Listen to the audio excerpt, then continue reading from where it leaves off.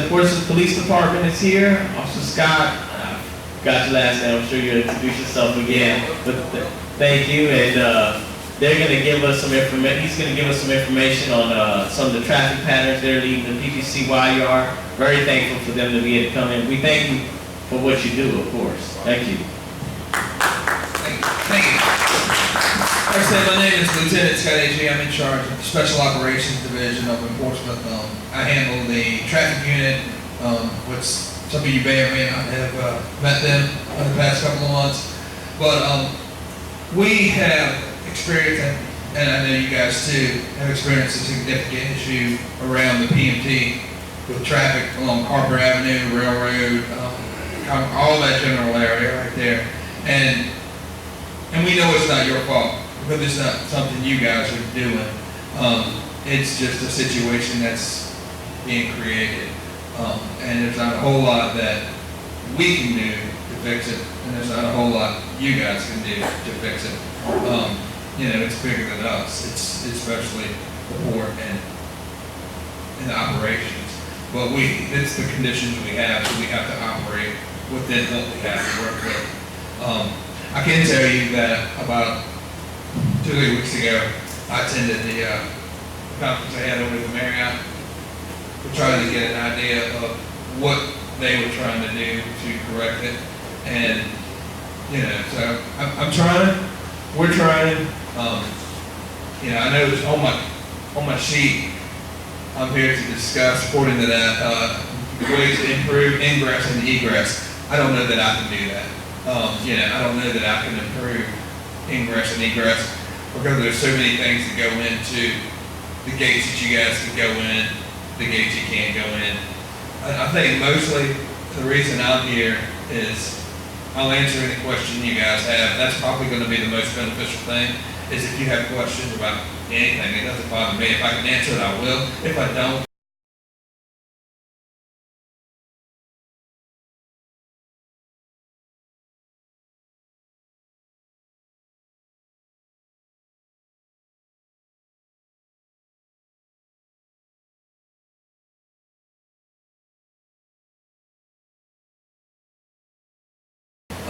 yes, sir.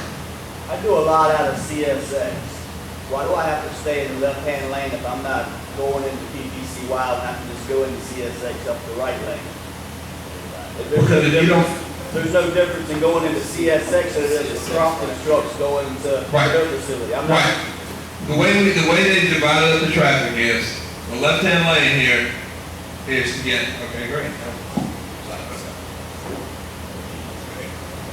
This left-hand lane here is to get anybody into there, or all the way down here, or whatever's over here, that's what's going to get you in there. This right-hand lane is to get traffic that's got to go here, here, or here. That's to give them the opportunity to get there. That's just the way it is. And that's the only way we can manage the traffic and keep it flowing.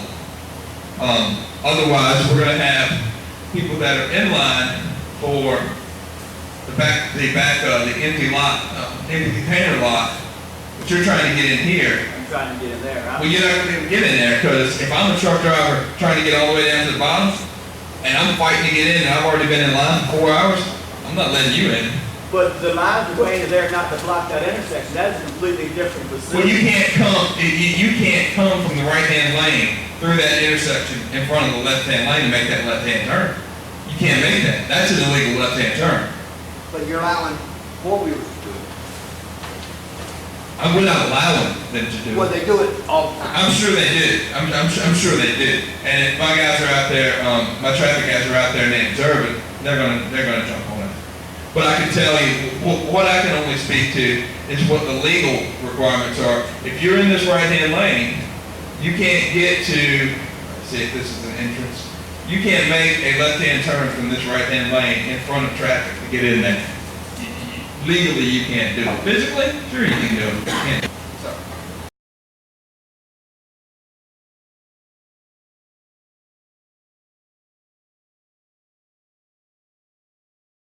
Why was it years ago, it was this way, but it was the opposite? We all lined up in the right-hand lane through traffic and CSS traffic use the left lane. Why did that change? Hold on. Used to be, I'm used gonna to be, tell wait you- a minute, wait a minute. No, I know what you're Used to talking be about. big I- signs up there, all trucks right-hand lane except for CSX. I can answer that, Buzz. Okay. Reason why it's like that, because the last 5 years, them lines got wooden down, so we got a whole lot of new drivers out here. I They know, don't- but with the new lines and new signs saying all trucks This in is the what I'm right saying. I'm telling you lane. how it got messed up first. You Yeah. gotta find out what the problem is. The problem came from, because even I knew, once you came up to CSX, that middle line right there, because it used to be a dotted line right there too. Right. Well, like it is now, that went to CSX. That's initially how it was. That was the turning lane. Once you went past CSX, then it broke off another 2 lanes. The trucks got to the left, and the regular cars stayed to the right to go everywhere else. Right. That was the original path. Right. You know what I'm saying? That's when there wasn't no problems. And I Because think the lines wore out Right. and the signs came down and it turned to a chaos. Right. Well, and let me show you what I'm talking about right here. I know. How the lanes is right here. Right here. This is right. automatically a turning lane. Right. And if you're going straight, you had to stay right here. And then when you get Then up, it you came shift. right here. Then Shift we it up. went into the port. Okay, let me ask you this. 5 years ago, was traffic like it is right now? At times. That's At why. times. And At that's why it times. changed. At And that's times. why it changed. But no, I'm saying the reason why it got messed up, because the lines started dissipating. Right. We got new drivers out there that don't Don't know, not and familiar. it got messed up. But I can tell you, the reason the pattern has changed now, and the reason it won't go back, is because that traffic is as bad as it is, the congestion is as bad as it is, and that change would not relieve that congestion. It might relieve it for those going to CSX, but it's not gonna relieve it for all those businesses on the right-hand side, and Harper Avenue, the shipyard down on the end of Harper Avenue too. It all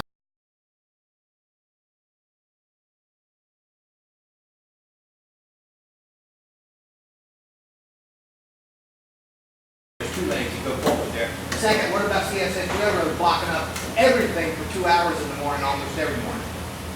I will tell you this, the railroad has a lot of leeway. They have a lot of leeway for what they do and how they do. If they can block an intersection, as long as they are actively working on a train somewhere on that train, they can block that intersection for, as long as it takes to get that train through.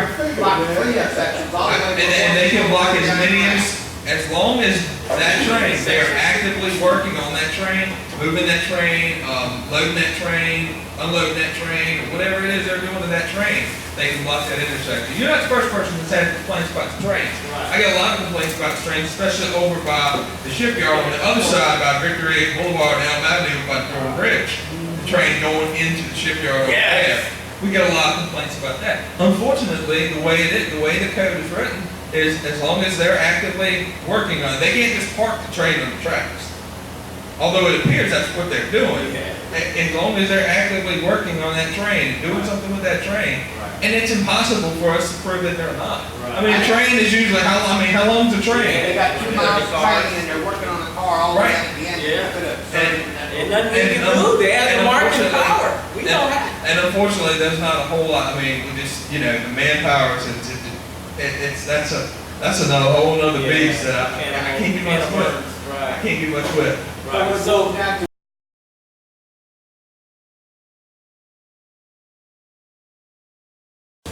again, could you please go back to the citation lines and how that's working? Sure. I mean, I can tell you that, if you, with the most of the new signage is up there for enforcement purposes. Mostly it's to let you know about not blocking the intersections, but it's for enforcement as well. Those signs have to be there so that if we do take enforcement action, we can, the judge requires that the signage be up there and it's clear what the fine is.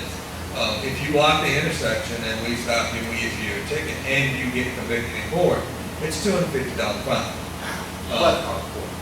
Well, it's court costs and all that, and time you waste to get. If you cross over that, right, you cross over that double-sided line, that's a violation as well. Same fine. I know it's a different fine, and I'm not sure exactly how much the fine is. But it really, a lot of times that depends on the judge. There's a maximum and a minimum, and a judge can do that. But those are really the things that we're looking at. And speeding, we've had a lot of problems with speeding along Harper Avenue. We've issued many summonses for speeding. Harper is 25 miles an hour, and we've had trucks going as much as 40, 45 miles an hour down Harper Avenue. And, We ain't the only ones. Them drivers get on the road at about 70, 80 miles per hour. I'm just saying, I'm not. How about vehicles? What are the higher speeds that you see in some of the vehicles driving now? I'm not sure. I'm probably similar. I just know my guys are out there and they mentioned, unfortunately, and I'll say it this way because I don't know any other way to say it.